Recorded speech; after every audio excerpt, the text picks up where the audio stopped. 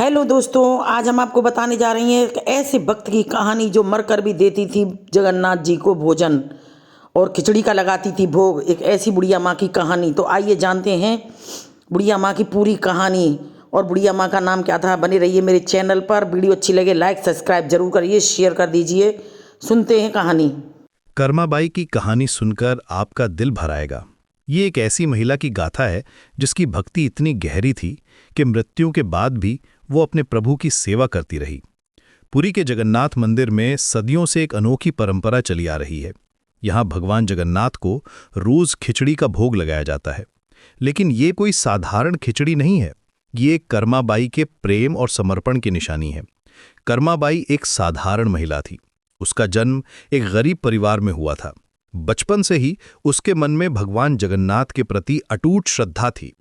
जब वो छोटी थी तो अपनी माँ के साथ मंदिर जाती थी। वहां भगवान के दर्शन करके उसका मन प्रसन्न हो जाता था। उसकी आंखों में एक अजीब सी चमक थी, जैसे वो भगवान से कोई गहरा रिश्ता महसूस करती हो। बड़ी होकर कर्माबाई ने मंदिर में सेवा करने का फैसला किया। उन दिनों महिलाओं को मंदिर की रसोई में काम करने की अनुमति नहीं थी। ये एक कठोर नियम था, लेकिन कर्माबाई की भक्ति देखकर पंडितों ने उसे विशेष अनुमति दे दी। वो रोज सुबह जल्दी उठकर मंदिर पहुंच जाती थी। अंधेरे में भी उसके कदम डगमगाते नहीं थे। कर्माबाई की खिचड़ी बनाने की विधि बिल्कुल अलग थी। वो पहले भगवान से प्रार्थना करती थी, फिर अपने हाथों से चावल और दाल को साफ करती थी। हर दाने को प्रेम से छूती थी, जैसे वो किसी बच्चे को सहला रही हो। जब खिचड़ी पकती थी तो वो भगवान के नाम का जाप करती रहती थी। उसकी आवाज में एक मधुरता थी जो सुनने वालों के दिल को छू जाती थी। सबसे खास बात यह थी कि कर्माबाई अपने हाथों से भगवान जगन्नाथ को खिचड़ी खिलाती थी। वो मूर्ति के सामने बैठकर छोटे छोटे कौर बनाती थी, फिर बड़े प्रेम से भगवान के मुंह के पास ले जाती थी। उसकी हरकतें बिल्कुल वैसी थीं जैसे कोई माँ अपने बच्चे को खिलाती है। उसे लगता था कि भगवान सच में उसके हाथ से खा रहे हैं। वो उनसे बातें भी करती थी, पूछती थी कि स्वाद कैसा लगा। लोग कहते थे कि कर्माबाई पागल है, कोई कैसे पत्थर की मूर्ति को खाना खिला सकता है। उनकी बातें कभी-कभी बहुत कड़वी होती थी। कुछ लोग उसका मजाक भी उड़ाते थे, लेकिन कर्माबाई को इन बातों की परवाह नहीं थी। उसके लिए भगवान जगन्नाथ जीवित थे। वो उनसे बातें करती थी, उनकी हर जरूरत का ख्याल रखती थी। उसकी आंखों में वो प्रेम था जो केवल सच्चे भक्तों में ही दिखता है। साल बीतते गए, कर्माबाई बूढ़ी हो गई। उसके बाल सफेद हो गए, चेहरे पर झुर्रियां पड़ गईं, हाथ कांपने लगे, कमर झुक गई। लेकिन उसकी सेवा में कोई कमी नहीं आई। वो रोज वैसे ही प्रेम से भगवान को खिचड़ी खिलाती रही। उसके कदम धीमे हो गए थे, लेकिन उसका प्रेम और भी गहरा हो गया था। एक दिन कर्माबाई बहुत बीमार पड़ गई। बुखार तेज था, सांस लेने में तकलीफ हो रही थी। डॉक्टर ने कहा कि अब उसके पास ज्यादा समय नहीं है।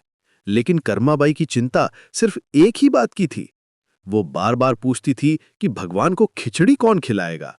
उसकी आवाज कमजोर हो गई थी, लेकिन चिंता साफ दिख रही थी। मंदिर के पंडितों ने उसे आश्वासन दिया कि वे खुद ये काम करेंगे। वे उससे वादा करते रहे, लेकिन कर्माबाई संतुष्ट नहीं थी। वो जानती थी कि उसके जैसा प्रेम कोई और नहीं दे सकता। उसकी आंखों में आंसू थे, लेकिन वे दुख के नहीं बल्कि वियोग के थे। अंततः कर्माबाई का देहांत हो गया। पूरे पुरी में शोक की लहर दौड़ गई। लोगों ने महसूस किया कि एक महान भक्त चला गया है। जिन लोगों ने उसका मजाक उड़ाया था वे भी रो रहे थे। मंदिर के पंडितों ने उसका अंतिम संस्कार बड़े सम्मान के साथ किया। पूरा शहर उसकी अर्थी के पीछे चला। लेकिन अगले दिन एक अजीब घटना हुई।